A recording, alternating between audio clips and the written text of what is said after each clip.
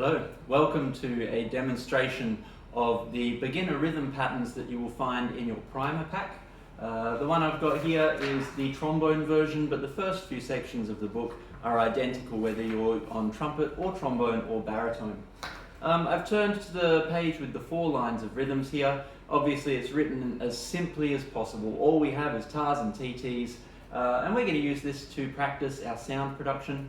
If you haven't gone to the beginner section, or the beginner page, sorry, under the resources section of my website, and you haven't watched Paul DeCinque's videos on fundamentals, they are fantastic. You should go and watch those, and you should put that into place every day. It's only going to take you 2 or 3 minutes of your life to go through the breathing and the buzzing exercises, but it is going to make you a much better brass player if you're doing that daily.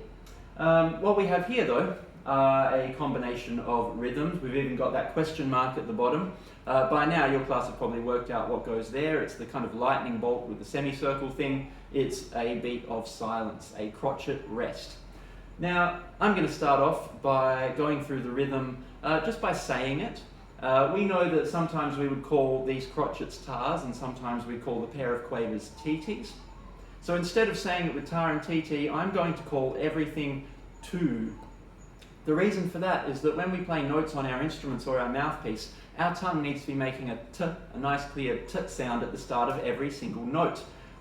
Some people find it easiest to say tar, some people find it easiest to say tu. I'm going to use tu because it doesn't mix up the tar and TT thing with what happens inside your mouth as you buzz. So have a bit of a listen to this. Here's my speed. 1, 2, 3, goes like this.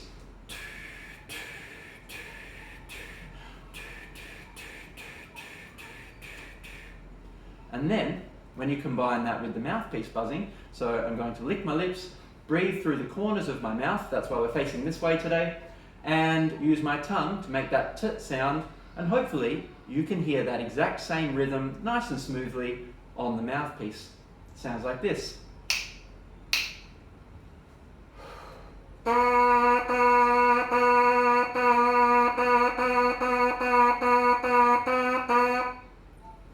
Now I'm going to buzz through the entire 4 lines of rhythms here.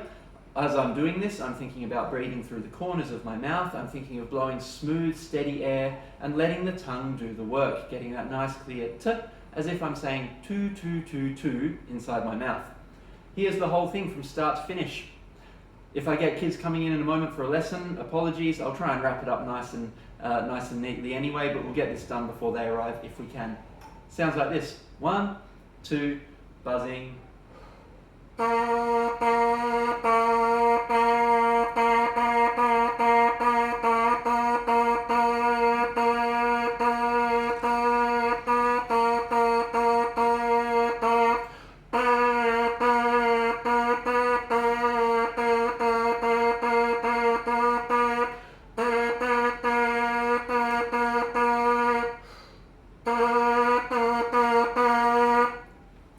Now, in an ideal world, every single buzz would sound just as clear and just as steady as every other buzz, but I haven't practiced it enough, and that's why they sound wobbly. Eventually, if you follow along with Paul DeCinque's videos to develop your breathing, and you buzz on the same kind of mouthpiece all the time, you should find that you get a steadier and steadier and more controlled sound as you go along. I hope that's been helpful. Now I'm going to demonstrate it on the actual instrument. I'm just going to stop the video for a moment because we've got students coming in. Hi guys, can you just wait there for a sec while I'm videoing something? Sorry, you can come in, just be quiet for a sec. So here is the whole 4 lines on the instrument. You will either get a low sound like this when you first start out, or you'll get a higher sound like this. For now, it doesn't actually matter which one you're playing, as long as you try and get the same sound the whole way through, that's the goal. So here it is with the 2 tonguing and on either the high or the low sound. I'm going to play it on the low sound for now. It would sound like this. 1, 2, 3.